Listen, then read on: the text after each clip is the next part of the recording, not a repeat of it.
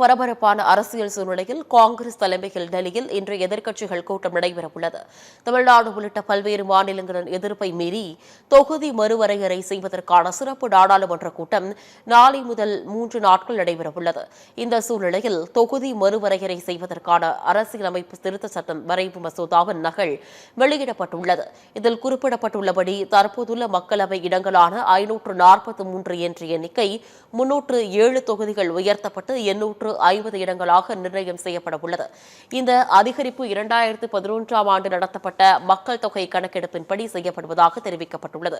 உயர்த்தப்பட்ட 850 என்ற மொத்த இடங்களில் 280 இடங்கள் 33% மகளிர் இடஒதுக்கீட்டு சட்டத்தின்படி பெண் உறுப்பினர்களுக்கு ஒதுக்கீடு செய்யப்பட உள்ளன.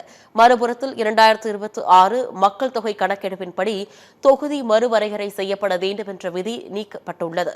அத்துடன் தற்போது செய்யப்படும் தொகுதி மறுவரையறையின் அடிப்படையில்தான் 2029ஆம் ஆண்டு நாடாளுமன்ற தேர்தல் நடத்தப்படும் என்றும் மசோதா நகலில் கூறப்பட்டுள்ளது.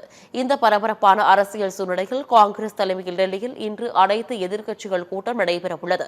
மகளிர் இடஒதுக்கீடு மசோதா, தொகுதி மறுவரையறை உள்ளிட்ட விவரங்கள் குறித்து ஆலோசிக்கப்பட்டு முக்கிய முடிவு எடுக்கப்பட உள்ளது.